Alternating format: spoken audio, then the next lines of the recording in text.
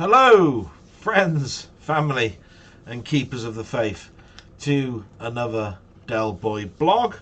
This one is year 2 blog 10, or if we're looking in legacy numbers, blog 62, and it's dated the 30th of April 2023. Yes, we're only a day or so away from payday.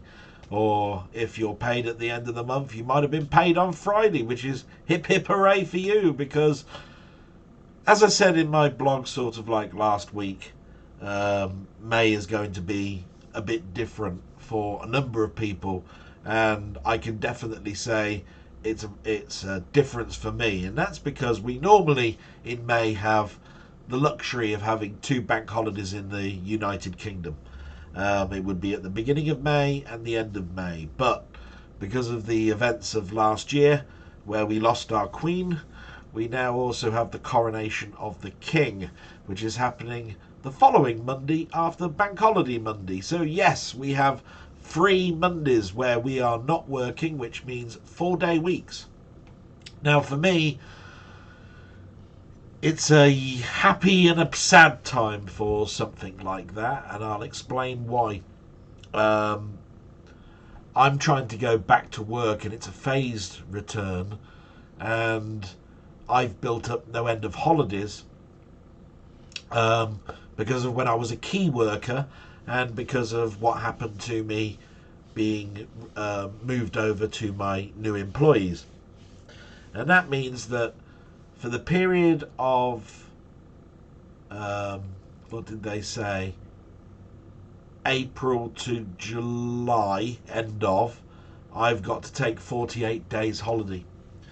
And they knew when I was coming back to work, but the problem being was that they didn't really do anything until I was back at work, which I think is a bad thing to do, because I really wanted to hit the ground running, and I wanted to go on to training courses. I wanted them to have been all in place, and all we needed to know was a day that you can start this. And I do understand their trepidation, in regards to the fact that what if you're ill again and all of that sort of stuff. But what it's actually meant is they've had a year to plan for me to come back, and there are no training in places. And because of the financial year, those credits were taken away and then re-added back to me, and so they'd like me to go on training, but they haven't booked anything. And I need to be able to go on courses that are 2 or 3 days in length, and I've only been able to go back to work for 2 days a week because of the amount of holidays that I need to take. And what that basically has meant as well is that when it comes to May, where there's no training, and July, where the end of my holidays are for this particular block, I've got to take pretty much all of my holidays in May, because I need to be able to hit the ground running in June with training. So I've given them a month. I've said, look, you need to get everything that you can in order for me so that I can go back into training as fast as possible, because I need to be brought up to speed. It's unfair that I'm penalised for doing good work and not going on holidays in the past. And you also knew when I was coming back, so I've left it with them, which means that I go back to work this month coming for 4 to 6 days max, which means a heck of a long time. And it also means I lose that regime I was starting to build up of waking up, going to work, doing a full day, etc, etc. So I'm going to be sort of like back to basics again in June, and it's really quite poor. But enough about that. We always start off with the news. I never like talking about me too much, but this is a blog, warts and all. It needs to reflect what's going on in my mind, and it is for my family in the future. So as it's for the future, I need to date stamp this, and we always do the news, and I've always said we'll keep the war in mind while it continues. So the war. So Russia said a Ukrainian drone strike was behind a major fire at an oil storage facility in the Crimea on Saturday. An official at the site said no one was killed. A Ukrainian official said the 40,000 tankers of oil, 40,000 tons of oil, was intended for use by Russia's Black Sea Fleet. My God, gotta get my teeth in. So yes, it looks very much like there were some drones that were sent in to destroy some oil to stop a fleet of ships that Russia could use for the war. I suppose really that's a standard sort of like news report that's in at the moment. If it's not that, they're talking about missiles going off and hitting civilians, people sitting around the table saying that there's going to be no peace around the table, nobody's going to interject. So, you know, it is what it is. We all want the war to end. The thing that drew me to this was that it was oil. Oil means fuel prices. Fuel prices means things go up. I don't know what that will mean on Tuesday when everybody goes back to work in the UK and the FTSE market start up. Is that going to cause anything? Is it already been factored in based on the fact that we're not getting our energy from Russia anyway? Time will tell. Then there was another little article that distressed me. Not distressed me, but I went, oh God, not again. And it was called Nuclear Secrets. And the article went, secret plans for a nuclear submarine were found in a Witherspoon's pub in Cumbria. The plans showed inner workings of the torpedo vessel's steering, hatches and buoyancy. They were handed back safe to the government. Yeah, but we've all heard those stories, haven't we, where people have left things behind in cases that have got plans, or something that's sensitive at your work should never be left behind. You shouldn't get your laptops out on the train without some privacy screen. We've all had that training. We've all had at some point, I would say, if you're a mobile type person. So what I look at that is who left it behind? Has it already been read by someone, possibly someone in Russia? Has it already been captured? Who left it behind? And all sorts of things are going in my mind with that story, because all it says was, we now know what the contents was, we knew it was handed back, but we know nothing in between or at the beginning of that statement. Maybe they were stolen stuff, don't know. And the last story was about COVID, believe it or not. And I'm bringing this in because I hate scare stories. But there was an article that said the mask returns. And it says, a new strain of COVID has killed 5 this week, with some researchers lobbying for masks to return in public places. Now, a lot of us have been vaccinated. A lot of us are still wearing these masks. There's a new strain out there, and I believe a lot of people have been infected, but 5 have died of it, from what I've read of the article. And here are these researchers going straight back to basics and going, whoa, let's stop the country again. Let's put masks on, at least in public places. Let's extend this as we go on. I think if we do something like that, I think we've learnt nothing. We should now know more about this COVID to enable us to know whether it's now as dangerous as a cold, or whether masks did any benefit whatsoever. Because I still echo all of those things that were going on that said mask wearing is only going to be a benefit. Mask wearing is not going to be a benefit for those people that have got breathing issues, and how does it stop things anyway, and you need to be in touch with someone for 5 minutes and all of that sort of stuff. We've all still got it muddled in our heads.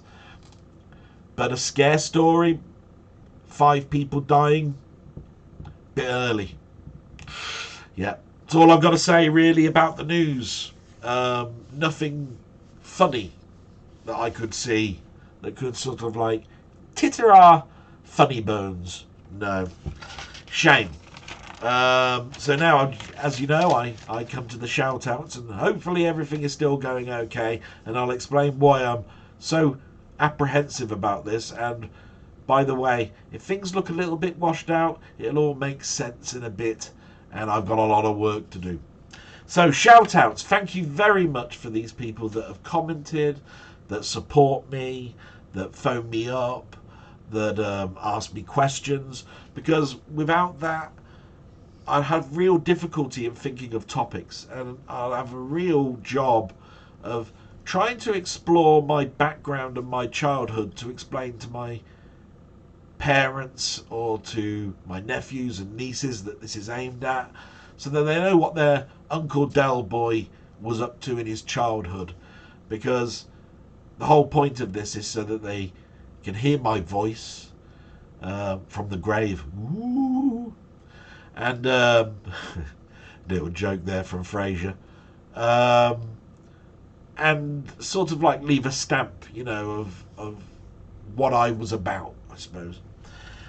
So the shout outs. Yes, thank you very much to Colin Jones, Playtendo Guy, GTB Films, Martroid, Steve's Gaming, Jambon, David's Retro Games Played Badly, Magda K. You know I am still not going to pronounce your surname. You know who you are. Down the Rabbit Hole, Milfy Swimbuckle, and Denny. Yes, thank you so much. These people, I mention them every week, and sometimes they're a little bit more, sometimes they're a little bit less. Everyone, anybody who's watching this, thank you very much just for watching. It is just a ramble, a waffle, a what's going on in my brain type thing. But if it entertains you, and I hope it does, thank you so much. And just for being there, really. So we then get to the questions, don't we? So these are never in any order, but I am going to take a little bit of product placement because I've been talking now for a couple of minutes. A little bit better. And I have to say I'm very, very unprepared, and I'll explain why a little bit towards the end. I just need to thank all the people for keeping me going, and your questions mean an awful lot to me. So Colin, always great, bullet points, friend of the show, got his own channel, talk about all of that as well a little bit. Mentioned a few things here. He said apparently Free royally screwed up with the alerts last week. Yes, if you don't know, if you're watching from another country, we've got several mobile phone providers, EE302, just like you'll have your Verizon service and so forth. We had the National Alert System broadcast last week for disasters, alerts like terrorist attacks, fires, all that sort of stuff. And one of the networks didn't do particularly well at getting that alert out to their network. So as an initial try of this new system, it worked to an extent. Is there lessons learned? Yeah, looks like tell Free a little bit earlier to put their stuff back on. Colin continues, he hated history at school but loves it now. Yeah, I suppose it's because I've been talking a lot about history just recently, and that was probably what I was trying to get across, that at school, when it was history, it was all 10th century, 11th century, 12th century. If you got to the third year and you continued history as a course that you wanted to take, you'd finally got to probably the Elizabethan era, and was moving to the Victorian era, and in the last 2 years of your history you'd be doing more Victorian era and the wars, and World War One, World War Two. But the trouble is, you then had to choose that as a career path for you. You have to remember that in your third year, a lot of emphasis is put on a student to say, choose the courses that's going to factor your life. But of course, we're young. We're what? At that particular time, we're about 14, are we? 14 and a half? And because you're going to leave school at 16 or go to university. So yeah, we're about 14, 15, no later than 15. And all you're thinking about then is, how much woodwork can I do? How much metal work can I do? How much anything that takes me away from science, maths, English, unless you were that type of person that loved that type of course. You weren't thinking, yes, I need to take woodworking up because I want to be a carpenter. You weren't thinking about metalwork because you wanted to do spot welding when you left. No, you were thinking about, that's a nicer thing than biology is. That's all you were thinking about. So history fell into that for me. But now I love it. Half the things I do is nostalgia or going back and reading up about things that have gone on in the past, because I mean, I've watched films about Elizabeth I, about Henry VIII, and every time I watch them and I love them, I've then had to go, I need to know more about what was going on with Cromwell. When did the plot against Parliament occur, for fireworks night, Guy Fawkes. So you have to think to yourself, I should have paid more attention. And unfortunately, like I said, I really, really didn't want to know about Viking invasions and stuff. And I know that Rabbit has also commented about this. He said, I'd rather have your history than our history. But I will have to say, when it comes to Canadian and American history, because it's in another country, I'm more inclined to listen to all of your Parliament's history, Western history, the pioneers of Parliament that started over there because of us, I believe. If I can remember anything about how we tried to colonize America, I think most of your laws come from a structure or a framework that was English. But anyway, enough said about that. Talking of the home computer explosion, this is one thing I really like about the Mister, all these old computers in one easily accessible place. Yeah, but I was talking more about the computer explosion, the fact that I was there when the VIC-20 came out, the Commodore 64 came out. The Mister is a lovely device, and we'll talk a little bit more about that in future waffles, possibly even a bit today, because it's something that's on a lot of people's minds at the moment. But the computer explosion to me was that at school we were starting to get some of these computers that you thought filled rooms. I don't know what it is.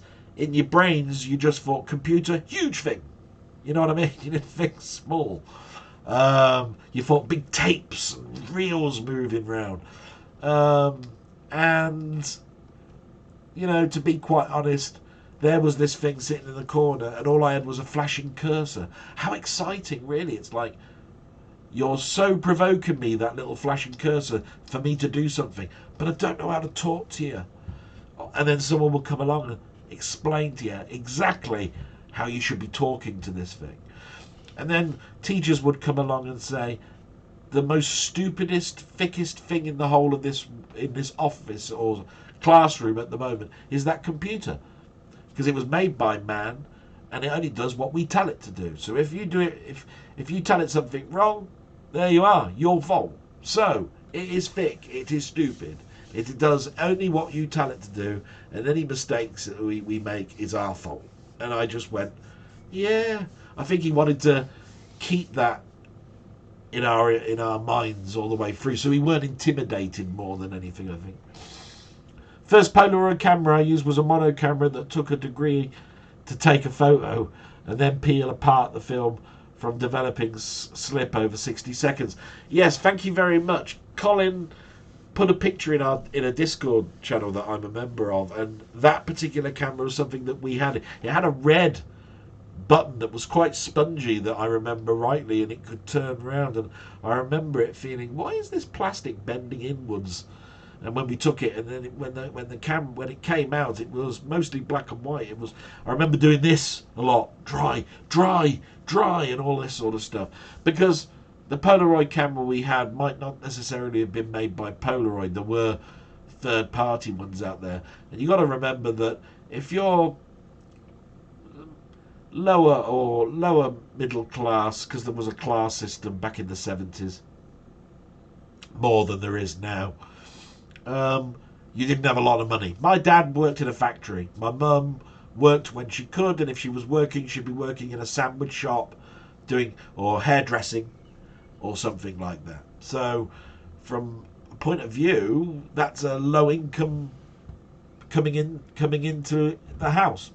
Thank you so much, Colin. I won't read out everything that you put, but your question for me this week is, what upcoming movie are you really looking forward to? And I have to give you not an excuse here, but I am one of these people that has lost my ability to know what's coming out at the cinema, because I go far less now than I used to. When I was working in Bicester and before COVID, we had a VUE cinema, and it was much better than our home cinema, the cinema that I had in my town. So I would get into the habit of leaving work at 5:30, say, and going to an early showing of a film, and I would pick a day like Wednesday, midweek or something like that, and still continue to go to the cinema, which is different to how things were in the 80s and 90s, where I'd go with mates. We'd always go on the Friday, because Friday was release day of the new films. We'd try and be the first people that we could go and see the film, so that after we'd been to the pictures, we went on our pub crawl. So I was maintaining going to the cinema still quite a lot just before COVID. But COVID hit, and after COVID, I've gone to the cinema, but hardly at all. It's, it's a shame, really, because I really ought to go more. But I've gotten lazy. And your question, though, what upcoming movie? The reason I mention all of that is I don't know too much about what upcoming movies are. I've still got an interest in movies. I buy movies, as you know, at the end of my blog. But the only one that comes to mind is the film Oppenheimer. Now, I don't know if you know what that is, but Oppenheimer is about a scientist called, I think, Robert Oppenheimer. And he, with a team of people, invented the bomb, the atomic bomb. And I think it's Christopher Nolan, who did the Batman films, and Interstellar, amongst a number of other films, is releasing that film in the next couple of months. And it has an IMAX pressing, which means that you can go to a special cinema, an IMAX cinema, and watch it on a huge screen. So I believe the camera work that's in that picture is going to be top notch, and it's going to be on a subject that intrigues me, because there's a number of things about the World War and things that were going on around there that I've watched over the years, like Enigma and all of that sort of stuff.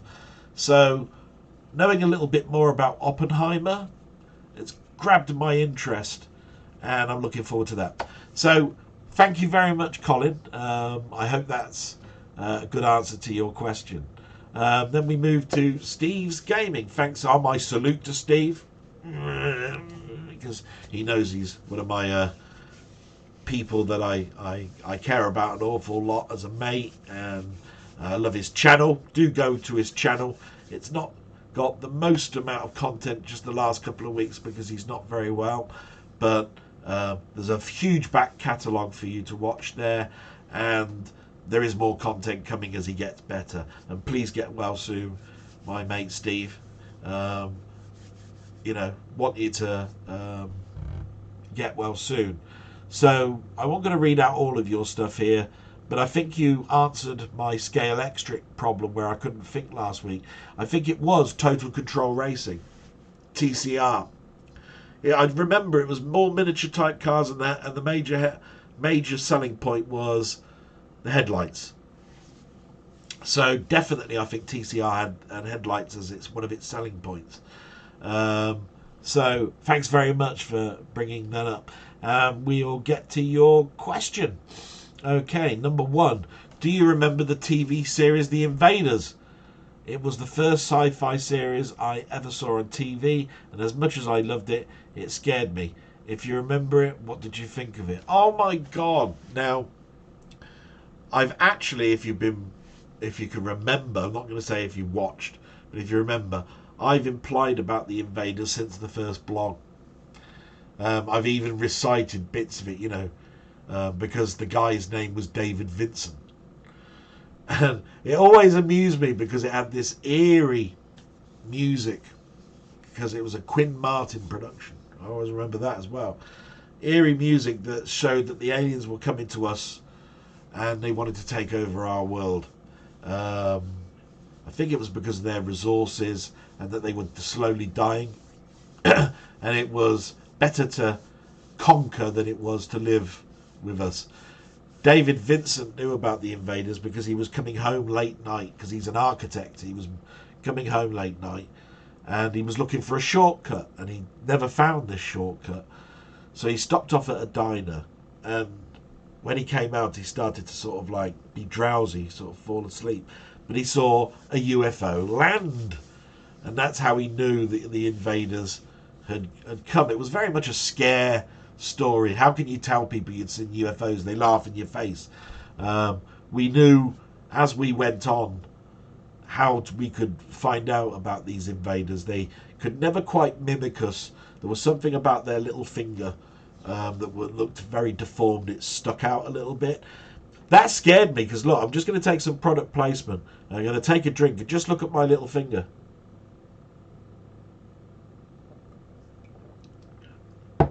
It always sticks out. Am I an invader then? Anyway, it was a very eerie voice. It went, the Invaders, they come from another planet. David Vincent has seen them. For him, it began on a lost country road, on a shortcut that he never found. Something like that. I can't do impressions. But the Invaders to me was a series that I loved. I think it lasted 2 seasons. I only have them on DVD. Don't think I have them on Blu-ray. I'll have to check. Don't think they've been released on Blu-ray. They might have done. If they have, and I haven't got them, I need to go away from here and start ordering them, because it was one of my favourite shows. They tried to bring it back in the 2000s early, and I think it was Scott Bakula from Quantum Leap. They tried to bring it back as a mini-series type thing, if I remember rightly. But you're never ever going to get the excitement of being that lad that's watching it for the first time with those rich colours, because every time you watched a science fiction show that was back then, reds, greens and everything looked so alien. You know what I mean? So thank you for bringing back that memory. It's lovely. And to be quite honest, The Invaders is one of my top shows. I think you knew this. I think you just wanted me to do an impression or something. But I still love it. Thank you very much. And your second question, it was the Spectrum's 41st birthday the other day. This might be a little tricky for you, but what modern Spectrum game do you like the most, i.e. done in the last 10 years? Oh, God.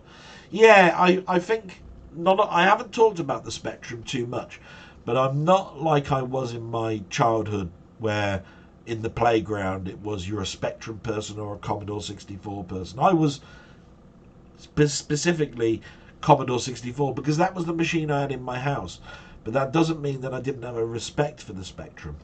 And to be quite honest, if we think back about it, we were lucky that we were able to play these games in our house. Do you know what I mean? It wasn't too many years before that we just had Pong. So to have a device that enabled you to have so many adventures with, you got to turn around and say we had fun times.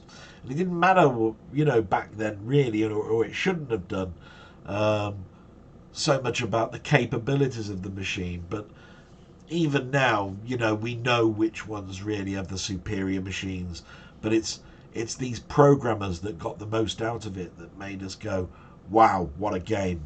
And I will be bringing in the Spectrum into my 8-bit years that I do separately. It's just at the moment my nostalgia bent is towards the Commodore, And although it's mostly Commodore 64, I have eased in some VIC-20, and there will be some PET and Apple II and all of the 8-bit consoles and computers, machines I had will be in there, and even ones I didn't have because I would be going around a mate's house.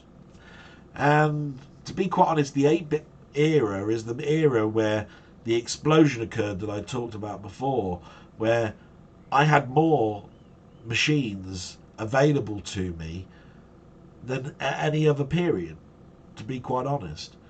If I wasn't around a friend, it was in a Currys or a Dixon's.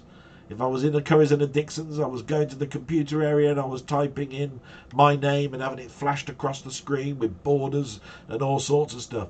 That meant that machine was open to me to be there. And certain computer specialist stores were around where you could actually play games, and you could go into the store for the first time and they wouldn't know what computer you got. And you'd say, hey, I want to go on this because I'm thinking about buying it. And he even got a Spectrum. Just I wanted to go on the game. So, and I'm sure pretty much a lot of us have probably have done that as well. But let me think. So, when it comes to the Spectrum, I haven't been playing the modern stuff that much. But I did do a video on Melchior's Mansion. And it was a redoing of Attic Attack. But I think it was for two machines, which was the Spectrum Next and the PC. But it looked like a Spectrum game. And because the Spectrum Next is now considered to be a Spectrum machine, a Sinclair, not a Sinclair machine, but a part of the family of Spectrum machines, I'm going to mention it. But the only two games that come to mind is a game called Old Tower, which I think you pointed out to me. It's where you only cling to the walls and you've got to get to the exit, and every time you move across, something has to stop you, like a brick wall. So if you hit, your little character and it runs into the wall, it would stop. If you push down, it would continue moving down until it hit another wall, and then you could only move right or up or left based on where you land, and you had to move from the very bottom to the very top of the tower.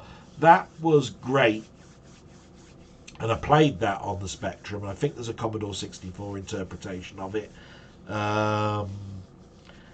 I did like that game, and I thought it even used colour quite well, even though it was a lot of red. It stood out to me. And then I think there's another one called Travel Through Time, is it? Oh, can't remember the title. But I'm going to go with the old tower because I thought that was great. I had a lot of fun with that, and thank you very much for your question, Steve, and I hope that was a good answer to you. And now we move to Jambon. I think he's got a question for me. You've talked about how media is getting more woke and shoving moral messages down our throats more than ever. Not sure how true that is, given things like Aesop's fables and the Bible, and novels like Gulliver's Travel or Animal Farm, or To Kill a Mockingbird, and then films like the Planet of the Apes series, or shows like In Sickness and in Health. Although there are obviously countless examples, would these all have been classed as woke if the term had been used similarly back in the day? Question. I think what I was trying to get at is, it's quite true that Doctor Who has been quite political, that In Sickness and in Health reflects a certain time, bigotry and so forth, and everything that you've just said, Aesop's fables, the Bible, all of that sort of stuff has a certain amount of woke, if you want to use that word, in them. But what I was trying to get at is, it's got a bit mental, and as much as I keep turning around and saying I've got no problem with homosexuality, it's the very nature of the fact that they start to manipulate characters that have been written in the past in a certain way and modernising it. And when they modernise it, we must bring in more ethnic parts to it, or changing whole characters to be a different sex. perfect example is there's always been this talk that James Bond will now be Jane Bond, which is changing the whole sex of a character that we've known and loved just to make it so that women can do that and show that women can do that similarly. And I think to myself, why? Why not just invent a new character? Why have you got to call it Jane Bond? There's a great film called The Long Kiss Goodnight. I think it's what it's called. It had Gina Davis in it, and she was a woman spy, and she'd lost her memory, and she then settled down with a family until somebody came along and brought her memories back to the foreground, and she then had to act like a spy again. It had Samuel L. Jackson in it as well, if I remember rightly. Great flick, but it was a flick on its own grounds. It didn't need... I mean, her name wasn't Jane Bond in it. And do you see what I'm trying to get at? So I was trying to present the fact that I don't need it in my face all the time. Bring it in because the story demands for it to bring in. If there's a character that you want to bring back from the past, don't change the main character to be anything other than the way it was remembered or written. Think of another show, a spin-off from it, whatever that was going on around it. But, you know, saying something like Randall and Hopkirk, say, and having the ghost a different colour, yellow, black, whatever, changing its nationality. Why? Why, other than you think that that actor would portray it better? That's all I can think of, and I'd agree with it. But what I'm trying to say is, it was written for two white investigators. It was written at a time where these people were stereotypically of that era. So why change it? Why? I just don't get it. It's one of those things where I suppose I'm becoming that grumpy old man. As I said, that the old gits. So that's how I just feel. But your major question, if you don't mind, please, did you ever play Laser Tag or Laser Quest or Quasar, as it was called in some places? Bit of a random one. Yes, and I've mentioned it before. But it was mentioned before more in the context of a Call of Duty, where I used to go to Quasar and so forth with a bunch of mates. There was one very near in a city that's not far from me, very close, Oxford, that had a laser tag. I think it was laser tag, and the thing I liked about it, and this will probably tell you if it's laser tag or Quasar, is that once you'd got round, they presented you with a newspaper, and it would tell you, Dell Boy shoots 272 people in a massive battle or whatever it was, and they gave you this picture of you, because I think there was a few cameras in this smoke-filled environment of you running around, and but the trouble is that there would always be somebody that would know the inside of the maze really, really well, and they would find an area where they covered their sensors at the back against the corner, of a wall, so they're in this angle, and that they could see to the right and left of themselves, and if there's nothing at the front, then basically that's great, because they only have to concentrate on two directions. And basically they'd hold the gun against their faceplate, their chest plate, so nothing could be got there, which means they could only be shot on by the gun itself. And they would wait until someone came round and they'd just pick them off. It's like a headshot or whatever it was. And you had to remember, no point going around that corner, because that person would be crouched in that corner the whole bloody time till the 10-minute bell rang, and I think it was they were 10-minute segments they did these in, for them to find out that they shot 600 people to your 82, which meant that you were down to baby level, and you came away going, don't want to do this again. It's stupid. And there weren't many people that tried to flush these people out. So it's sort of like a King of the Castle type game.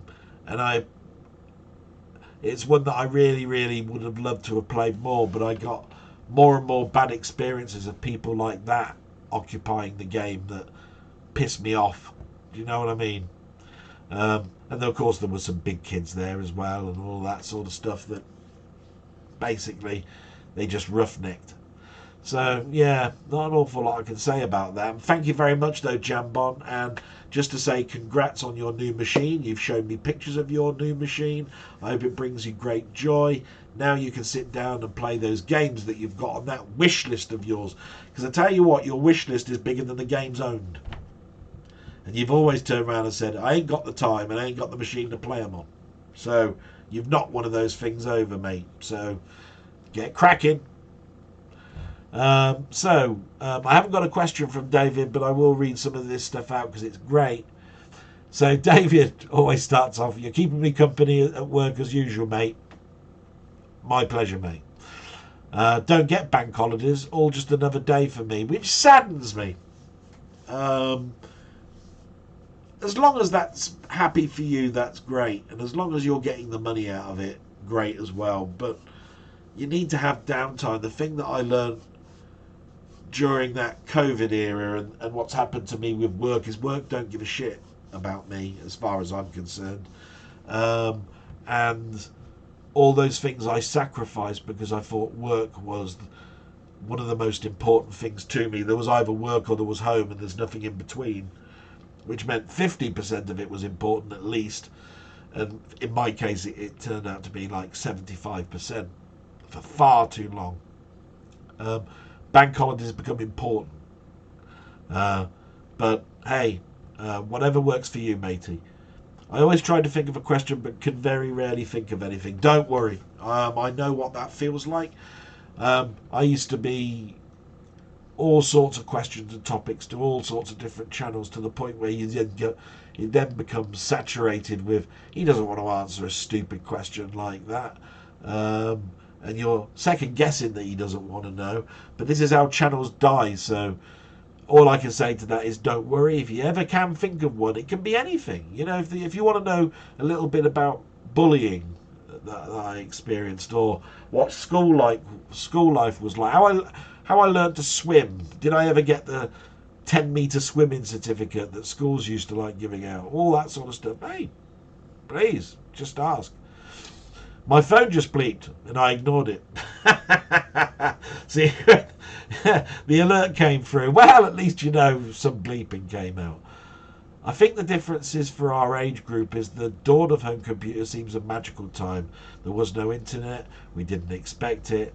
They just suddenly appeared in shops, the odd advert, maybe a lucky friend. I remember seeing a tabletop Pac-Man in a pub with my dad, and I just watched it for ages. I was utterly amazed.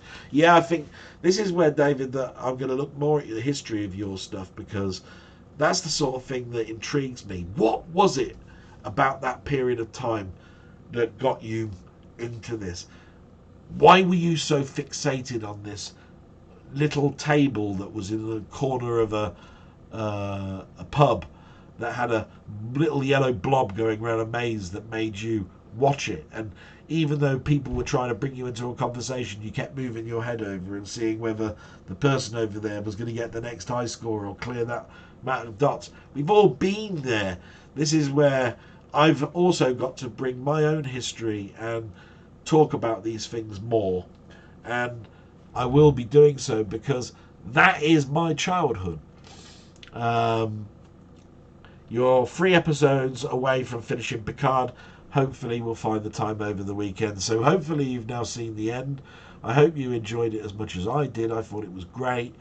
It was a lot of fan service, I will say that.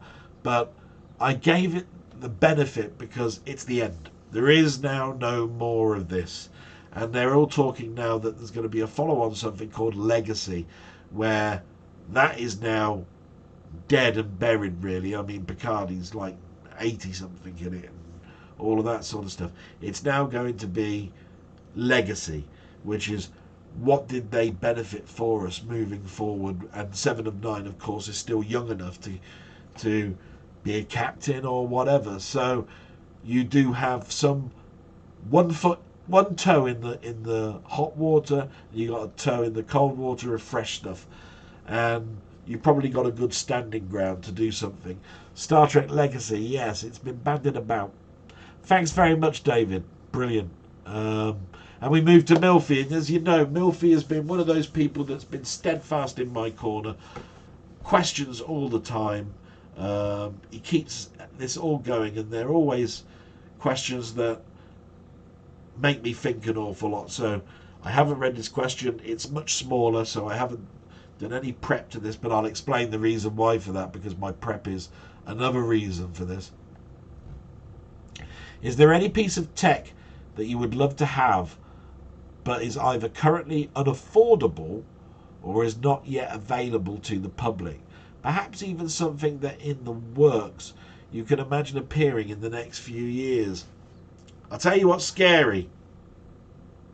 I've always wanted, because of my childhood where I could only afford second-hand cars, and when I mean second-hand cars, I mean cars that were 20-odd years old at the time that I was buying them, and that was the 80s, which means I was buying 60s cars, you know, Maxes and Humber Zeptors and all of that, like my dad was buying.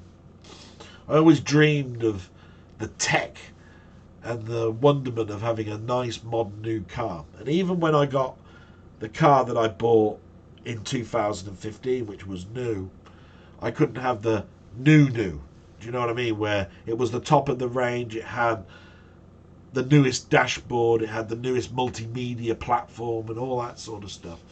But my mum scares me because she won't walk down the street, and she says, she comes in and she goes, Dell, I'm going to learn to drive. My mum's 82. You're going to learn to drive. And I said, Mum, you learn to drive, I'm leaving the country. Dad didn't want you to drive. You can't walk down the street. You won't take one of those little mobility scooters. And you want to sit in a car and drive around. Why? And then when you do want to drive around, what about the insurance and the maintenance and the servicing? And I tell you now, I don't think you're right for drive, because it's something, if it was something that you were returning to that you did in the past, great, but you've never sat at a driving seat at all. And I just think to myself, I'll be behind you if you ever did it, but I know that you're joking with me, but if you do want to do it, I'll be behind you. But the thing about it is there technology around that would make it so that my mum could drive? I think there is. Now that we've got sort of like semi-automation in cars, maybe it is something that would get my mum out and about. Maybe the technology isn't too far away for her to do that. But if I could think of any technology, I'd like anything to help my mother out. Anything that helps her get her pension easier, out and about easier, enjoying life more than just sitting and looking outside the window and watching people go by.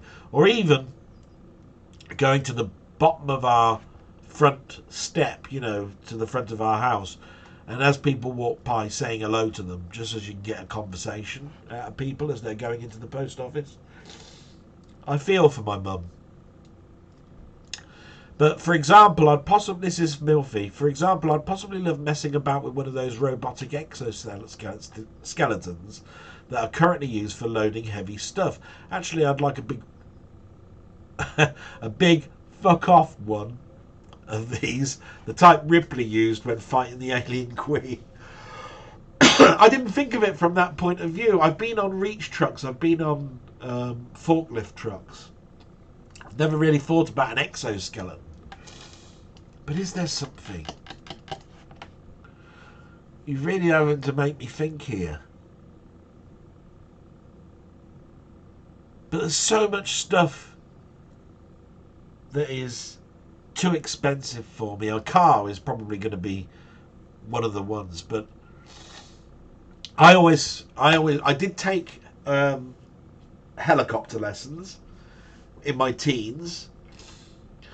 And I'd have loved to have owned my own helicopter. I'd have loved to have been a bit like Noel Edmonds and carried on getting hours and hours of airtime so that I could fly a helicopter. But my God, the helicopter is a tricky thing to fly. I mean, it's got pedals and a yoke. And you've got to think vertically as well as moving forward. It's got a tilt to move forward. I had, let's have a think, 12 lessons at 40 minutes each and 6 lessons in a glider. Nowhere near enough the amount of hours you need to get a license and pass an exam. But again, living very close to Oxford and having its own little airport, these things were available to me. But they're expensive. It's tech. I'd have loved to have had it. I'd love to now to be able to just drive to Oxford and go, sod it, I'm going to go up in the air. I'm going to watch the beauty of all the countryside. And it's tech that's there. So yes, I think I'm going to say that. I can't think of exoskeletons along those lines. I'd love a laser. But what would I use it for? One of my fondest memories was when my uncle gave me a Black Widow catapult. Now, I don't know if you know the word Black Widow and catapult, but it was a shoulder-strapped slingshot that you used to kill mice and rats on farms. And I used to put marbles on it. And we had a garden that was about, 20 odd feet. We're still in it now. And I used to get this slingshot, pull it back with marbles, and see them go all the way to the end of the garden and shatter. That's how strong this was. It had latex elasticity that was, well, I mean, it's just stupid, when you consider that most people have a slingshot is made out of twigs with a piece of elastic. This thing could not, well, basically could kill you, And I'm surprised that my uncle got away with giving it me. But then again, living on a farm, I lived around, guns, and I always wanted to go with my dad. Clay pigeon shooting was one of the things that I wanted to do. We never got round to it. And I spoke to my uncle literally last year and said, would you take me? And he said, yeah, we'll have to go sometime, because he's a big fisherman. But I know in the back of my mind, he doesn't want to do it. It's a costly thing. I'd like, I'm in my 50s. It's one of those things that I want to do before my eyesight gets totally shot. Because I used to love going to fairs and doing the old pellet guns and knocking the ducks down and so forth. And I remember going rabbiting with my dad because they were becoming pests on the farm. And I got a rabbit. I killed a hare. But that was after a number of years. And I think I've killed 2 in those times. But it was the walking, experiencing nature and understanding that we were doing this because they were damaging things. And that was the reason why we were doing it. And we ate the animal afterwards. Because I'm not a vegetarian. I don't want to put people off. But we are talking about when I was 12, 13. So, and there's not many people that went to school that were able to go on their uncle's farm and do things like that. So I was blessed. I will say that. Down the rabbit hole, what did he say to me? Oh, sorry. Thanks very much, Milfy. I hope that gave you a great question, and thank you so much. I really look forward to yours every week.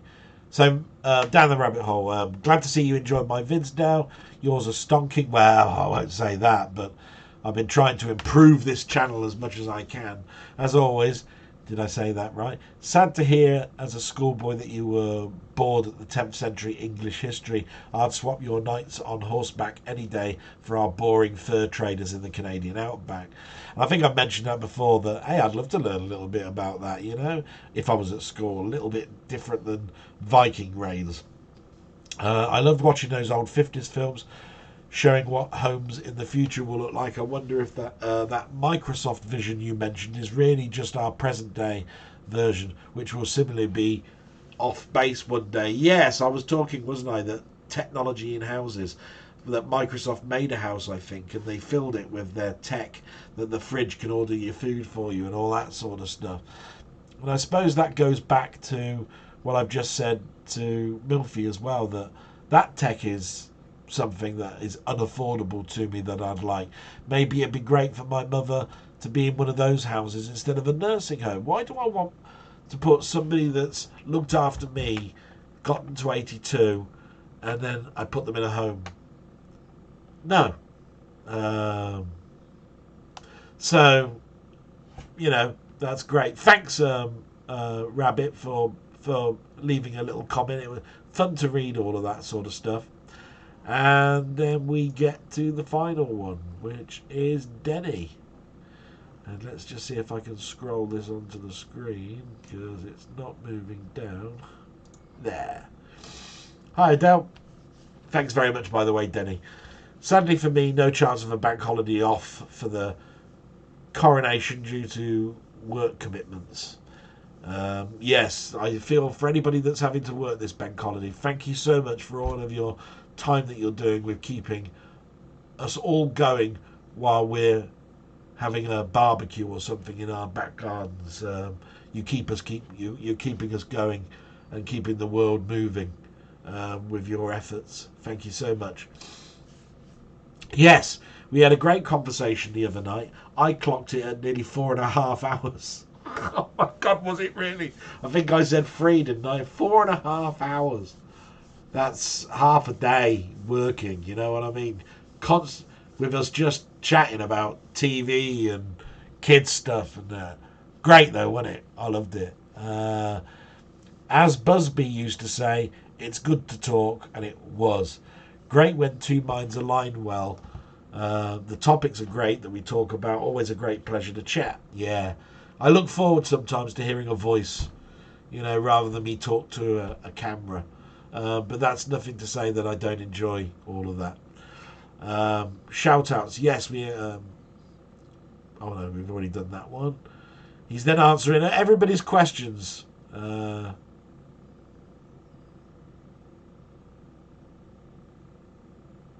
So here's a typical example. So he's answering Jambon's question from a week ago. Steam is great, but like you say, Dell, will the games still be there in the future? ? They can be taken away at any time, which was the topic last week where I was saying sometimes buying something for 50 pence in a car boot sale is better than a sale that's on Steam. We've all got our games on Steam, but they have the control to take it away. You've got a license to a platform to allow you to it, but you don't own it. And at any point they can remove it. But that's more not for Steam. That's more for the Xbox and PlayStation brigade, especially when it comes to retro games that were on their earlier consoles. They make them backwardly compatible to an extent, but they can actually, if they're finding that they're losing bandwidth or they're finding that hardly anybody has them, they'll take them away out of their portfolio, and you've got nothing to stand on to keep it. It really is that. It's just a license for you to have it. You've got the disc, different. You know what I mean? Still difficult to play. They can cordon it off so that you can't load it, install it, or it requires some type of digital footprint to make it work. But anyway, so watched on TV the final episode of The Mandalorian, which I enjoyed. Otherwise, work stopped me watching anything. What you bought. Firstly, I agree with you on Jim Carrey as the Riddler. The Superman box set, I've already told you my thoughts on this. Not happy, but happy to stick with my Blu-rays currently. Memory by Liam Neeson is a brilliant film. Watched it on Netflix, I think. Just to recap on some of that. Yeah, I talked a bit about the Riddler, and Batman's turning point was the change of director from Burton. went back more to the 60s. I think they look better as TV films than they do as cinema experience films. But Jim Carrey as the Riddler was a great choice, but I'd have loved Robin Williams, which was the initial choice, but he didn't do it or wasn't available to it.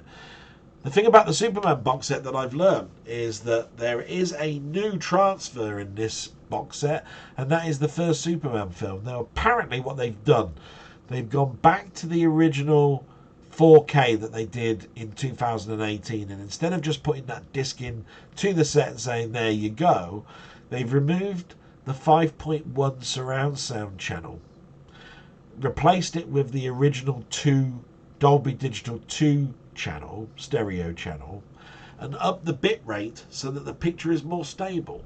So actually, if you've got the 4K from 2018, you've now got another version of it that's got a higher bit rate, and so the picture quality is that little bit sharper and a little bit more vibrant, without taking away your ability to have DTS or Dolby Atmos as sound channels.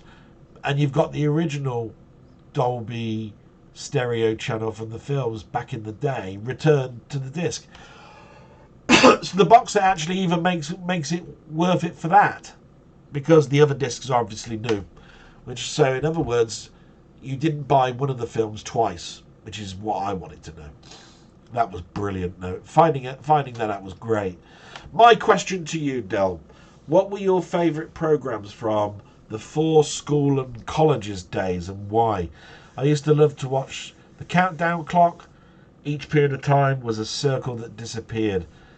Thanks, Dell, and best wishes to you and your mother. Oh yeah, I keep talking about this because we used to have this telly that was wheeled in, and we used to watch school stuff, and then if you're off sick you'd end up watching it at home. But the things that come to mind are the ones that I've always mentioned, which is Picture Box and How We Used to Live, which was a period drama, which usually would involve a daughter and a son, plus the mother and father, with the father going out during Victorian times, and how the family interacted with each other during periods of poverty.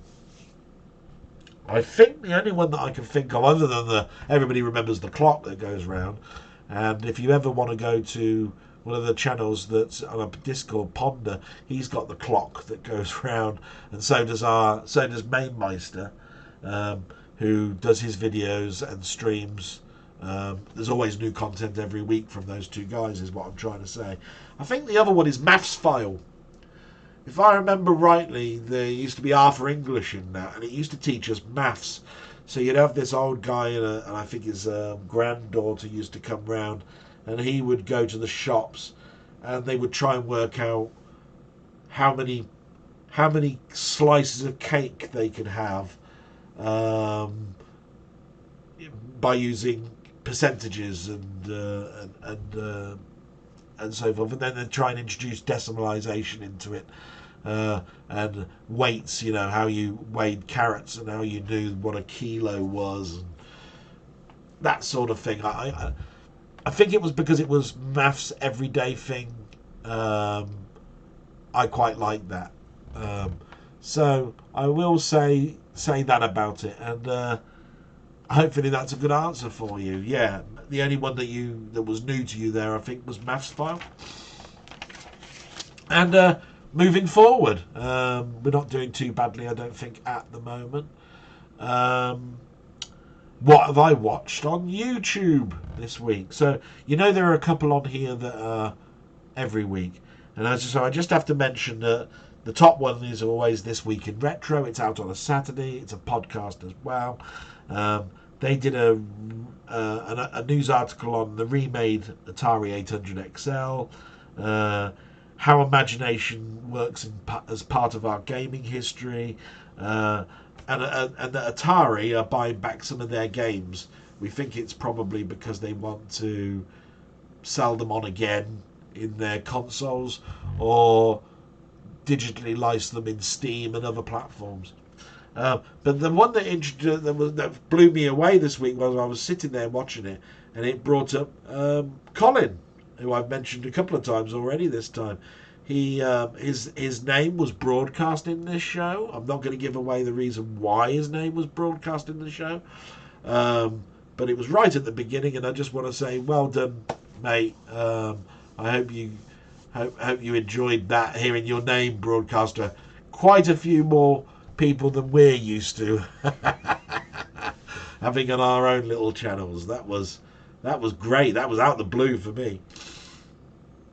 So this week in retro was not too bad, but unfortunately most of the articles that were in there I already knew about. You know, we discuss all this stuff in Discord. We see it all ourselves in other articles. So to be quite honest, when it's actually broadcast this week in retro, it's generally either old or it is absolutely brand new and I've never heard of it. And this week it was mostly stuff I knew. So a bit of a shame. But then the person that always has something new for me, because it's always old nostalgia and it's always from my past where I could never afford this stuff, and that is Techmoan. He's a guy who likes to fix hi-fis and stereo equipment and talk about stuff that we saw around even if we never owned it. And this week it was CD text or joint text. Now, I don't know if you remember this, but we're very lucky at the moment in the fact that we've got MP3 players, and when we put an MP3 in our cars, it can bring up the album picture, plus it'll tell you, lots of things about the track. You know, the name of the track, how long it is. They're called ID3 tags, by the way. What album it came from, when it was released. Sometimes even karaoke words can come up while you're listening to the track, because it will come up on your display. CD text was something before that, so it was never really highly advertised, but basically you could put a tag to a favourite track and burn it on your CDs, and it would bring up the name of the track, the artist, simple stuff. If your playback equipment had a window that was able to show it, sometimes it would just bring up the title and it would scroll across the screen because it was too long. The title of the track was too long for the actual display's character widths. So it was quite nice for him to bring it back, and he was demonstrating a cable that enabled you to record CD music to the mini disc. The mini disc supposed to be the thing that replaced the CD, and you had to have this link cable, and it copied across the text, and it just reminded me of mini discs, CDs, this cable, everything all just comes flooding back. Techmo was great this week. If you're interested in any of that sort of stuff, do go and watch it. Then I told you last week about this guy called Sticks Fix. Now, I'm not enamored by him, but I do like watching the odd video where somebody is recording the fixing of something. And this week, it was literally right after me watching Techmoan, it came up saying this has been released in the last 28 minutes. He was repairing some Galaxy earbuds, and I thought to myself, wow. Now, I'm a guy that's done a bit of soldering, but if somebody gave me some Galaxy earbuds to fix, I'd probably turn around and say, nah, mate. Have you seen the... Well, take it like this. This is the size of a Galaxy earbud. Here's a particular earbud.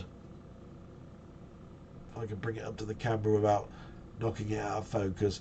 He's going to take that apart and fix the fact there's no sound coming to it without any schematics.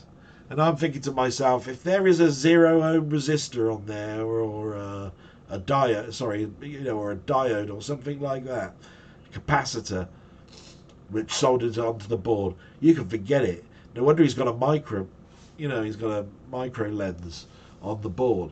But just think the tweezers and everything to actually try and flux and solder onto their boards of those things. Or the PCB would be wraparound, to go round the earpiece and protected by so many water seals, because they go in your ears, you see, and water drops in from your hair when you're running or doing any activity. So I had to watch that, and I thoroughly enjoyed it. That was great. Then this week,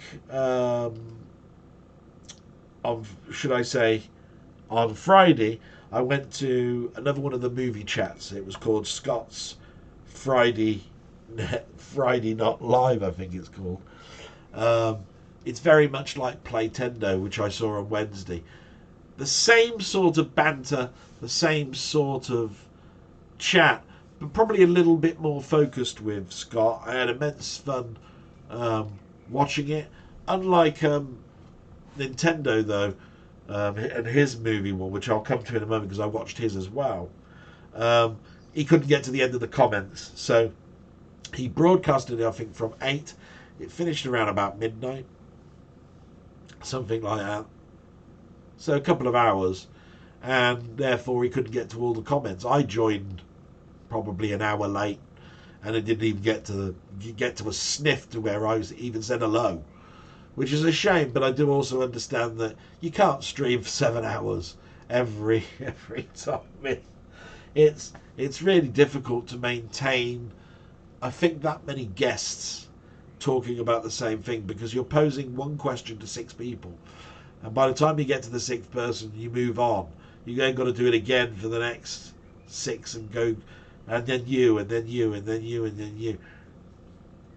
But what I have to say about it is the immense fun that I get from it. If they do get to my question, I relish hearing my question read out, and then hearing what each of them say, especially when I'm the sort of age that's a bit older than them, because I do believe that a lot of people that are younger will have watched some of the stuff that I've watched, but there's some obscure stuff, lots of obscure stuff, and they're observing it for the first time.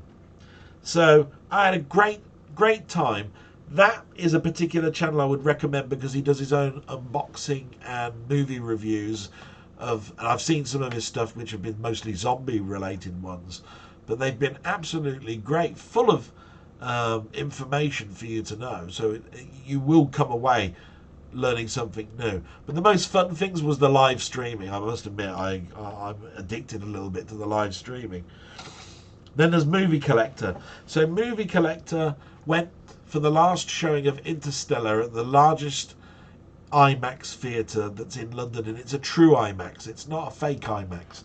What I mean by fake IMAX is not that they're totally fake, it's just that the camera that is broadcasting onto the screen is not the top IMAX type. So there are many, like there are different sound formats, Dolby Digital and all of that sort of stuff. There are different digital projectors, but if they've got the IMAX name against them, it means that they've been certified IMAX. So when you go to an IMAX cinema, it's always a great thing. But there are only like 2 or 3 of these IMAX cinemas in England that can be considered 70mm IMAX compatible. And he went to see Interstellar for the last time, and the tickets went on sale and they sold out within 2 hours. That's how. And then they extended it for 2 more days, and those sold out within an hour. So they showed this 3-day booking of Interstellar on IMAX, and he said it was brilliant. One of the best experience, being an ex-projectionist himself. He used to work as a projectionist in a movie cinema, and he just went on and on and on. And that was a great show, just to know that somebody is out there as well and watching something. And I've been meaning to go to this IMAX cinema. It's I think it's around Leicester Square somewhere, for a long time now. So I might get my arse off of this chair in this month, which I've got more time off, and actually go down there and watch an IMAX film. And then I talked about Playtendo Guy just now. So like I say, on Wednesday he did a stream. It started off at 7:30. It finished at 1:30 in the morning. I got a couple of questions in. Absolutely brilliant. Really enjoyed my time. Really, talking to it. It's the camaraderie of talking to other people that are in the chat and people are answering. Instead of it going to the panel, sometimes you're just having a conversation with the people that are in the room. So that was absolutely great. But he also did some unboxing. He did an unboxing of a network premiere. Network being a a brand mostly of old ITV television programs, but also they've bought the licenses to things like the Carry On films and so forth. You'll see an awful lot under the network banner. He was given a promotional box of new Blu-rays, 4Ks, and a book, I think, on an old TV show. I won't spoil it for you because I want you to go out there and watch it yourself. But my God, yes, it was an old show, and it's one that I've got fond memories of. So I found that great. And then Denny put me in touch with a channel called Chronological Gaming, and it's early days, but I'm enjoying it. But apparently this guy is saying he's playing every game in order of month in the year, and he's done 1981. But I looked at 1981 and I haven't gone through it all, but I questioned, did you play every game? I wouldn't know quite what came out on the Atari 2600 in 1981, but you're only a couple of years away from the crash, and you're 2 years or 3 years after its release. You'd have done a heck of a lot of Atari 2600 games, and I don't remember seeing that many. So I question whether you've played every one, but I do get what you're saying. You'll probably play the top ones. Do you know what I mean? Don't know. And that's what I watched anyway on YouTube. And then we get to what I've watched of your stuff. So what did I watch of your stuff this week? So I watched 20th Century Gaming. He had various streams this week, and the first one that I came across was his playing of Hunter's Moon Remastered. Yes, there's a remastered version of Hunter's Moon. He put that on, played it, and my God, if I tried to play that, all you'd see was game over if I tried to play it. That is a hard game. I think I just about remember playing it back in the day. The remaster looks lovely, don't get me wrong, but the game's stonkingly hard. He made it look like a breeze, you know what I mean? And then we moved to Down the Rabbit Hole. But thank you very much, 20th Century, for keeping me entertained this week with your live streams. Down the Rabbit Hole, he did a video of Mr. Driller, because a couple of videos beforehand he was showing off a game called Arcade Paradise, where you could buy arcade machines, bring them into your arcade, and you could actually sit in front of the arcades and play these games. And he came across one that was very similar to one that is actually in the arcades. It was called something totally different, but I pointed out to him it was Mr. Driller. Mr. Driller being an old arcade game from the late 90s that's quite well known on really the Game Boy Advance, Dreamcast and so forth. But he actually went to the Dreamcast and played it and showed people what it is, in case people weren't aware of it. Mr. Driller is one of those games where it has a mechanic that can frustrate you, and you've got to stay with it a little bit. What you're doing is you're drilling down. As you keep drilling down, air becomes a problem, so you need to pick up air pills, and everything around you will collapse on you if you don't move out the way left and right every now and again, because as you're digging down, other rocks will fall down because you've destroyed, you know, that particular base. It's all color coded. It looks lovely. Definitely a fun game, and definitely a fun video. Please go out and watch Down the Rabbit Hole's video.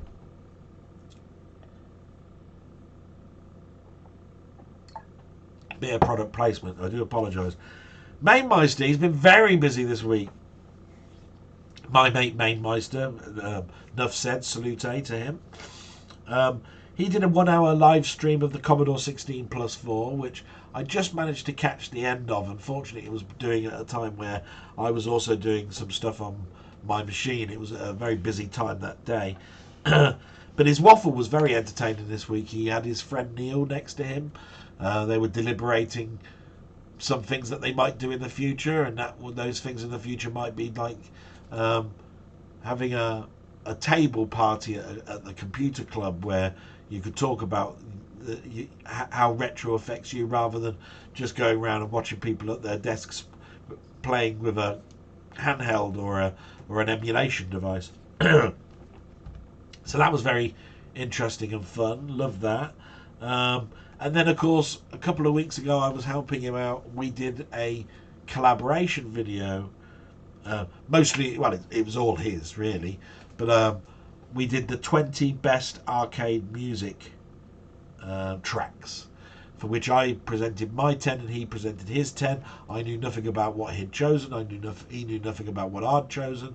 The only thing he asked me to do was go away and present my music with a little picture and some text that says what number do I consider is it first in my list, second list in my list, whatever. And it lasts a couple of hours, but it's an immense blast. You'll learn a little bit about music, and you can listen to it on a podcast, and the music will just, when you actually just listen to the music of an arcade track, you'll pick up things that you'd never heard before. And that's probably because of the noise of the other arcade machines around you when you were playing them. So I had immense pleasure being invited onto that. It was the first time that I've been invited to do something with MainMeister, rather than did I want to just come on and talk waffle or something in a waffle show. Do you see what I mean? It was actually not a collaboration. I hate to use the word collaboration because it seems like we worked together on it, but it was two separate things. But I was asked. That was the thing, and I really, really wanted to know what his top 10 were. And if he ever came up to me and said I want to do something similar again, I'd drop it at a heartbeat, because even the prep for it was fun from my perspective. So then we moved to LFC Gamer and Vlogs. He did his presentation of his Blu-ray collection, his films that he's got on Blu-ray. And bless him, he wasn't very well at the time that he was doing the recording. So he managed to get through it, and I thanked him for that, because if you look back at one of my blogs, about 5 blogs behind, you'll find that I had something similar happen to me. You know, I was stressed out. It was my third take. I'd been sitting down for about 5 hours, and my eyes started to go blurry, the room started to spin, and I couldn't even read the screen. So, to be quite honest, how he got through it, you know, I had to commend him for it and say, you know, hopefully it won't be so stressful for him the next time he's in front of a camera. But it shows something when you sit down and you carry on regardless. You know, water in your eyes, hay fever, all sorts of external factors can affect you when you're trying to do something like I'm doing now with this blog. And, you know, like my throat getting dry, or your nose getting blocked, etc., etc., etc. So all those sort of things. So, well done, mate. I loved it. I've got a greater insight on what you've bought. Probably quite less so about what you like and what you dislike, but there was enough there for me to know that the age and the year of film has no effect on you whatsoever, on your enjoyment of a film, which is what came across totally, and how I basically am with my own collection and my own watching of films through history. It's nothing about the age. Black and white means nothing to me. I can watch it as if there was colour there. I can watch it if there's subtitles. That doesn't bother me. It's all about what I'm watching, you know? And then we get to Ponder, and good old Ponder, I've mentioned him a couple of times now. His name is mentioned in the This Week in Retro, but he also did his own high score challenge Twitch video on a game called Death Smiles that came out in 2007, and it was a game that when I watched him play it, I suddenly remembered what it was, and the reason I remembered what it was because I think it was one of the later main games that I managed to get to run without having to download a CHD file, I think. Or it was one of the first CHD files I got to work, can't remember.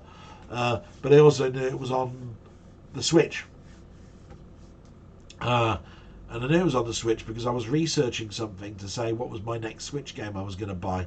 Whether I was going to buy the Nintendo 3D pack of Mario, or whether I was, you know, going to buy the next Zelda game. That game came out in the same week as one of those top games, and I went, arcade. Death Smile's never heard. So I watched a number of people play that game as an unboxing. So it was nice to watch. And he did really, really well. And that comes to the end of what I've watched of the people that have commented, and so forth on my stream, what I've watched on YouTube. And I have to say, I've had less time to watch anything, even on TV, based on a number of factors that I said I'll come to, and I will in a moment. And it will all be made clear on why I haven't had much time this week. So what have I watched on TV? I watched mostly stuff with my mum because she's not been feeling very well. Now, my mum loves the snooker, she loves the darts, she loves her soaps.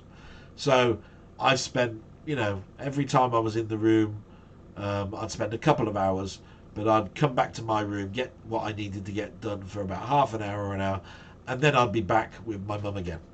So I spent an inordinate amount of time on watching the snooker, but I've enjoyed it. The snooker's been good this year, and of course, the final's just about to come up shortly, so that's great. And then I watched the first 2 episodes of a show called Citadel, which was on Prime, and I watched this last night. And I'm in 2 minds about it. So they're highlighting it as a pilot, and then they said from Friday there'll be a new episode. It looks like there's going to be a season. It's very much in the mould of Mr. and Mrs. Smith, is it? That spy thing with Angelina Jolie, was it? And then that Long Kiss Goodnight, where I was talking about that Gina Davis spy film where she lost her memory. These are all along those lines. Where there's a couple of agents, they know each other, they've had a relationship together. 8 years previous, the whole of this secret agency called the Citadel was shut down. But then their memories start to come back, and there was a suitcase that basically has got all the nuclear codes for the whole of the world, and everybody is after this case, and their memories start to come back and all sorts of stuff. It was enjoyable. It was done by the Russo brothers, which is what made me watch it, because they did the Avengers last 2 films as directors. These were only producers on it. It made me think to myself, yeah, you can tell you didn't write this, you didn't conceive it, you didn't direct any of it, you're just a producer on it. You've probably given your advice on how you'd shoot it, or what the set should look like, that sort of experience, or parts of the story, but your input on it is light. So I'm going to sit back from that one and say, am I going to watch the 3rd episode, which is the first episode really of the series, when you get this pilot out of the way? Possibly. If it's 40 minutes long like the other ones were, I can see whether I'm going to like it with this first episode that comes up. The roughness of it should now be sort of taken away, and it might be quite entertaining. And then I was going to sit down and watch The Power, but I was tired, so I went to bed. But The Power is another TV series based on a book. It's a superhero thing, but it's a little bit like what was that show called? Was it called The 100 or something? It's where powers suddenly started to appear on people, but it only affected a certain amount of people. In this particular episode show, I think this only affects women up to the age of teenager, and affects about the 1/3 of the world. So there are no blokes that have got powers. People over a certain age don't have powers, both men and women, but it affects a segregated amount of women. They have to be up to a certain age, and possibly ethnicity. From that point of view, I might not like it. It's again that thing of being thrown in your face to tell a story, but apparently it's based on a book, so I might. And then we get to me. Right, okay, this is why everything is sort of like in the air. I replaced my old graphic card. So this is my old graphic card. It's a GeForce GTX 1060. And the prices of those 3060s that I've been talking about have dropped. to the point where they were now below £400. So they've dropped, just like I was saying, they've dropped from 550 to 499 to 450 to 410 to now below 400. This one is £10 below 400. It was 389. I managed to get a GeForce RTX 3060 Ti OC, and it's an MSI, which is, as you saw, the same brand as the other one. That meant as soon as I put it in, as soon as I'm trying to find a place to put this, as soon as I put it in, OBS didn't work. And that's what I found this morning. So I tested this graphic card last night with Steam, with games, with benchmarking, everything, and I thought, I've done okay. But then as soon as I went to OBS last night and I put the camera on, everything was fine. I thought, oh, brilliant. Okay for the morning. But as soon as I hit the start recording button, error messages. You may not have the right codec installed. You might have NVIDIA's back-end recording thing set. You might have Windows 10 game thing open. All sorts of stuff. And then when I tried to get the camera to work, everything had changed its dimensions. So I had to makeshift 3 whole scenes and all of the sources that make up those scenes before I hit the record button. And I did it in a haphazard way to the point where I got it just about to work, which is why I'm hoping that my voice is not out of sync with my lips. Watch. Up. Think we're okay. And things might look a bit wishy-washy because I've told it to use hardware encoding and all of that sort of stuff, but I haven't done any tests and set this up properly, you know, with the proper resolutions that a 3060 Ti would need. So this is the test today. And if you can imagine, yesterday I got my machine out, I cleaned it all, took the old card out, put the new card in, found a couple of switches on the motherboard which control voltage regulation and overclocking ability. Realised that I could now speed up my old processor to a slightly higher frequency, but I need to change the fan. But that, along with the graphic card and the 16 gig of RAM that I've got in my machine, might mean that I might not need to buy another machine for a year and keep this one going. So I've got a lot of work to do after this blog, is what I'm trying to say. Okay, and then what else has arrived this week? So that was a big expenditure. Okay, but what came in this week was all of my normal films. So we'll just go through that. Hang on, we'll see whether my mobile phone cam still works. Oh, it does. There we go. Do it for this camera then. So the Steelbook 5-disc edition of Pirates of the Caribbean came in. I got a discount on this. I wasn't happy about having it anyway because I know that Disney do shit transfers in 4K, and I know the first disc is absolutely abysmal. The reason it's abysmal is because they put too much dynamic noise reduction, you know, so get rid of grain, makes everybody look waxy. They didn't do a great color grade, so reds are not vibrant red. Basically the Blu-ray probably looks better, but I do know that the 3rd, 4th and 5th films transfers are much better, and I got this in a sort of not in a sale because it's only just come out, but a high discounted rate. So that's the reason why I bought it, because I only ever had the first film on DVD. I had the first 3 films on Blu-ray, Steelbooks, but I never had 5. Never had 4 and 5, and I never had them all as Steelbooks. So now I've got them all as Steelbooks. Put that to one side for a minute. Then my box set of the Texas Chainsaw Massacre came in. This one is from memory more than anything. It is a good film. It is by Tobe Hooper. He is a class director. It's just that it's not to everybody's taste. I quite like a bit of horror. This one is because of all of the horrors that my sister used to watch. I would sometimes get to watch them with her, and I remember us renting a very shoddy copy of the Texas Chainsaw Massacre. And then as I met my buddy Steve, or Dottie, horror then became something that we got to appreciate more. We'd talk about the Hammer horror films all the time. We'd talk about all of the banned films all the time.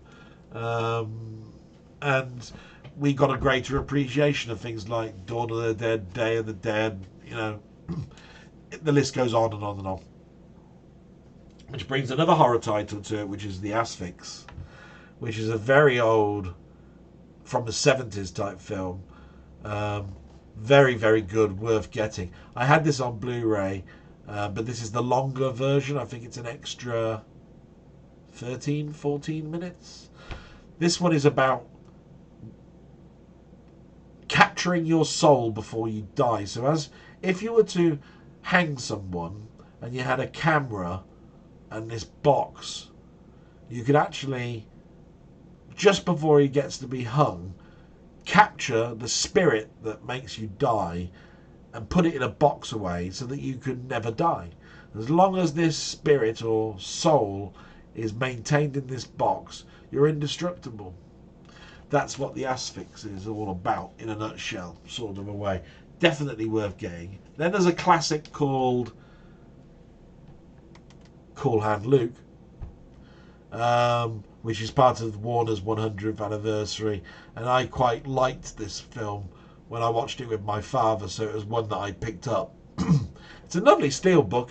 Don't get me wrong, it looks lovely, it's nice, matte and spot glossed, steel book of course, but if you ever want to go back and look at certain classics, that wouldn't be a bad place to start. And then this came, which I've been waiting weeks and weeks and weeks for.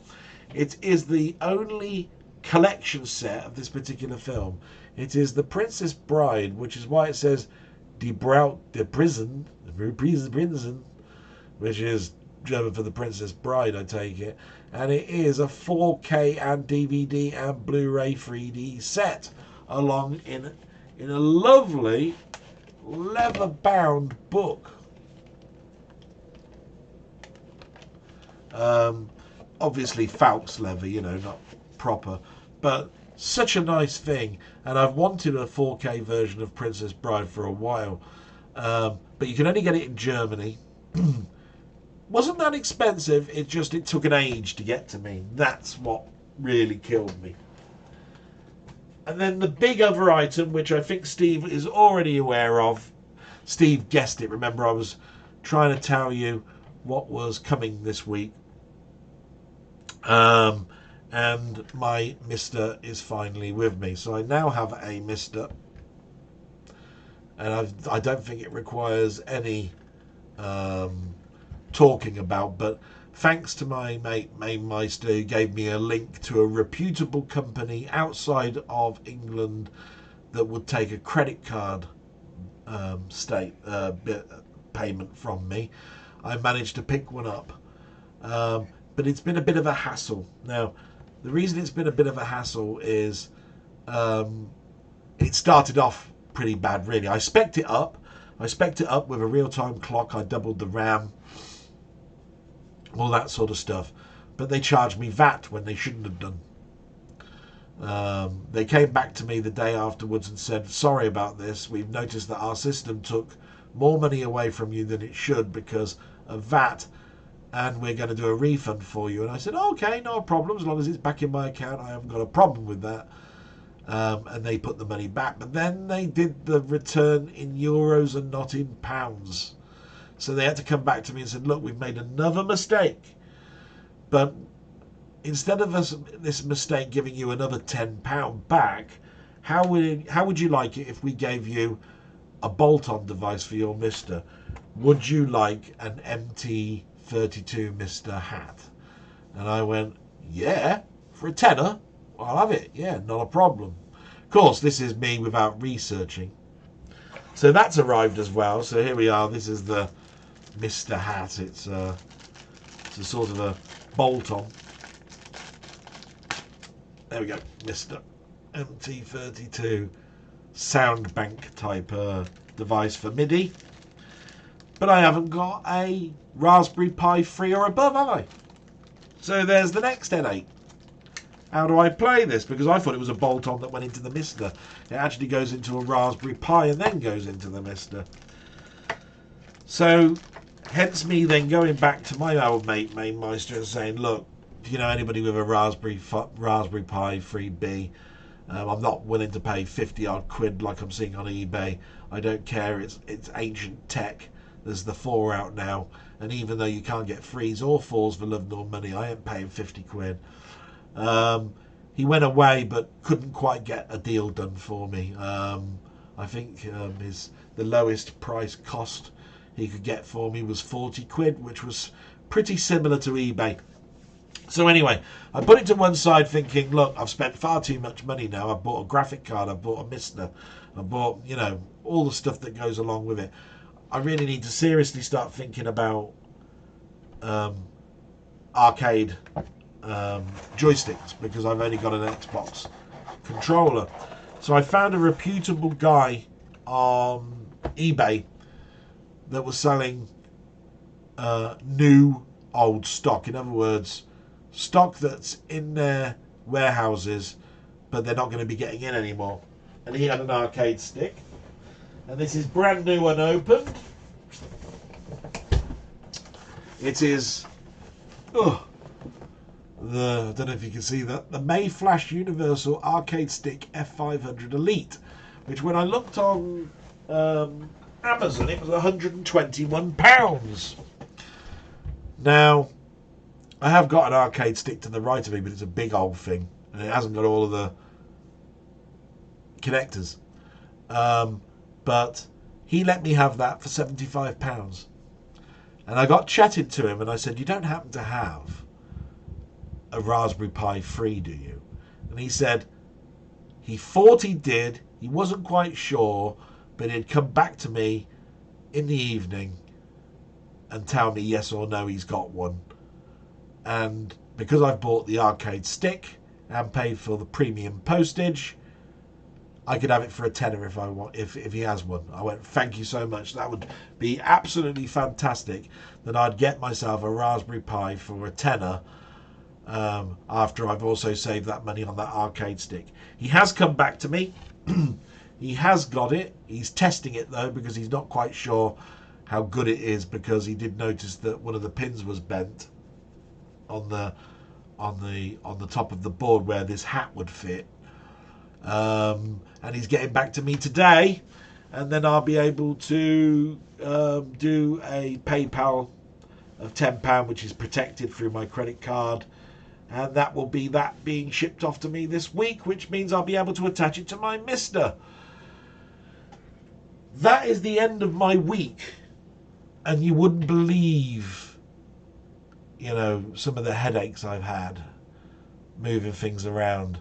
But with that, I'm just now going to relax a little bit, and we're going to get to the point where I play some media for you, you know, for some of the purchases that you just saw me doing some films with. So we'll go back to camera for a moment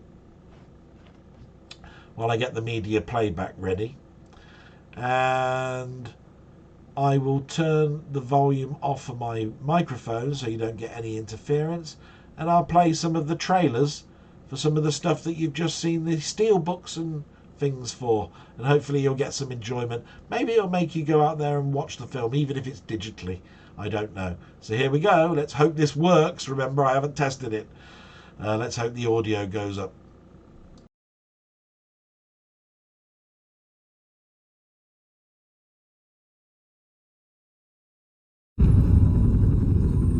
You don't know what this is, do you?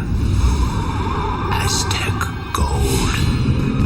The heathen gods placed upon the gold a terrible curse. 10 years we've searched. Every last piece we have found, save for this. Hello, Poppy. They've taken Elizabeth. Welcome aboard the Black Pearl. We must save her. Where do we start? Jack Sparrow. He talked about the Black Pearl. make a deal with him. He can lead us to it. You forget your place. You are a blacksmith. If you spring me from this cell, I shall take you to the Black Pearl and your bonny lass. You're a pirate. Forgot one very important thing, mate. I'm Captain Jack Sparrow. Not sure I deserve it. You're not facing normal pirates. Cruel, demented, vicious pirates, to be certain. Say goodbye. Goodbye. But cruel, demented, vicious pirates who cannot be killed. The moonlight shows us for what we really are. That's interesting. We are cursed men. I hardly believe in ghost stories anymore. You best start believing in ghost stories, Miss Turner. You're in one.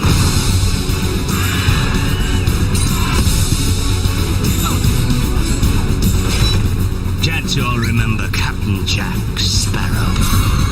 Kill him.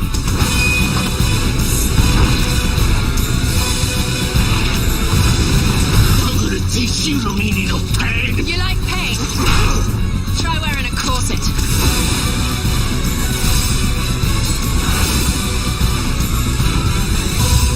Here they come.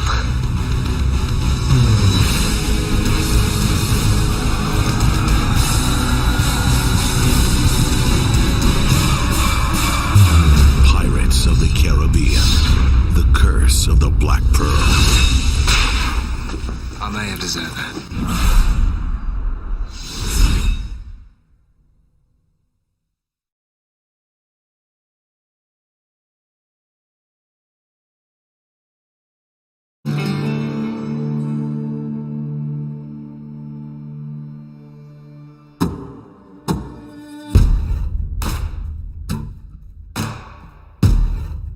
Lucas Jackson. Maliciously destroying municipal property while under the influence. I was just passing time, Captain. Well, you got yourself some time now. Any man don't keep order spends a night in the box. I hope you ain't gonna be a hard case. Save your strength, cause you're gonna need it. Stay down. Take the grass here, boss! Get it! Get the man, boy, get the man! You crazy handful of nuts. Some men you just can't reach. He's got rabbit in his blood, and he runs. What we've got here is failure to communicate. Sorry, Luke. I'm just doing my job. Calling it your job don't make it right, boss. You try to run again, we're gonna kill you. Bam! Bam! Ain't you scared of God? Love me, hate me, kill me, anything. Just let me know it. Beginning to look like you got things fixed so I can't never win out. Get out there yourself. Stop feeding off me. Everywhere you go, I'm with you.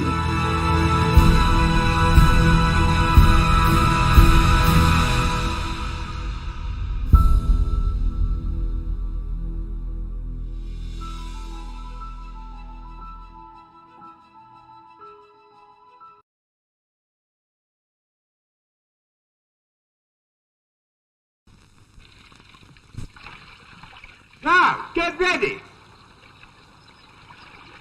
The pole's stuck. Hey! On that branch! At the first sign of death, it begins a cry of torment that drives the dying mad. The Asphyx, more than a myth, more than a maybe. A smudge. And another one. Here. And finally, another here.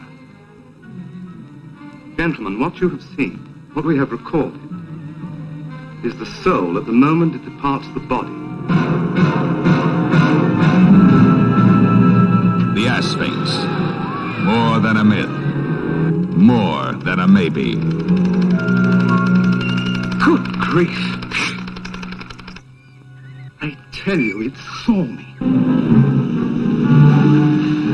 Here is a man a minute from death, without a soul, with only one way back, through the secret of the Sphinx.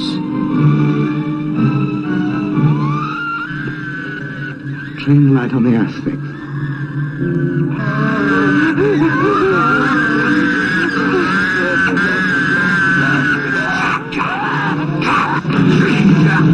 The force within you that brings insanity at the instant of death.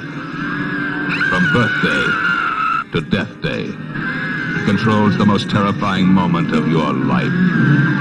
Your death. The Sphinx.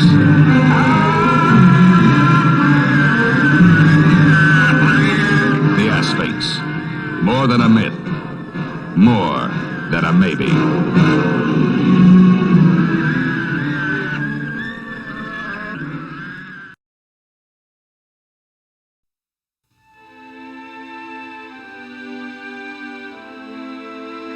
I brought you a special present. A book? That's right. When I was your age, television was called books. And this is a special book. It was the book my father used to read to me when I was sick, and I used to read it to your father. And today, I'm going to read it to you. What's it about? It's about this beautiful girl named Buttercup and her true love, Wesley. Since the invention of love, there have been 7 truly great romances. Wesley and Buttercup's was easily in the top 3. Hold it. Is this a kissing book? Wait, just wait. Surrender! Death first! You think it's easy to hang on to a good relationship? Wesley! This guy Wesley has to climb up the cliffs of insanity. Inconceivable. Doomed to the death. Battle a giant. Inconceivable. And wrestle a very large rat. And all this in the first 2 chapters. Inconceivable! You keep using the word. I do not think it means what you think it means. There's a miracle man. What? Are you the Miracle Max who worked for the king all those years? The king's thinking son fired me, and thank you so much for bringing up such a painful subject. While you're at it, why don't you give me a nice paper cut and pour lemon juice on it? We're closed. An evil genius. You're that smart. Have you ever heard of Plato, Aristotle, Socrates? Yes? Morons. Did I mention there was a giant? Yes, Grandpa. Thank you. All right. There's also a major case of revenge going on here. Hello. My name is Inigo Montoya. You killed my father. Prepare to die. And maybe just a little bit more romance. Do we have to hear the kissing part? Someday you may not mind so much. The Princess Bride. Not just your basic, average, everyday, ordinary, run-of-the-mill, ho-hum fairy tale.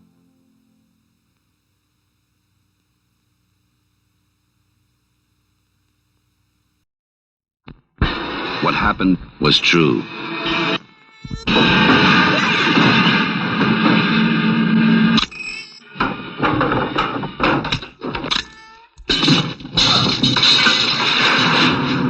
The most bizarre and brutal series of crimes in America.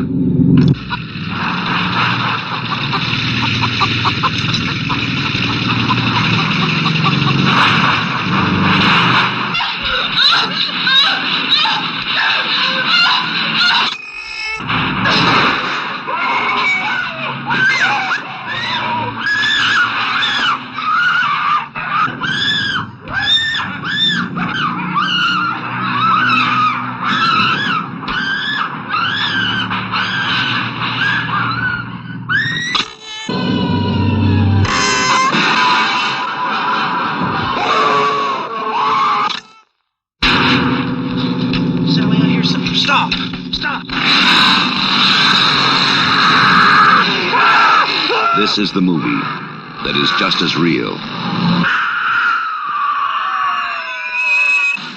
just as close,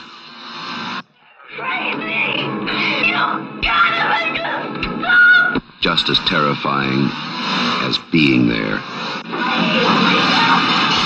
Even if one of them survives, what will be left? The Texas Chainsaw Massacre. After you stop screaming, you'll start talking about it.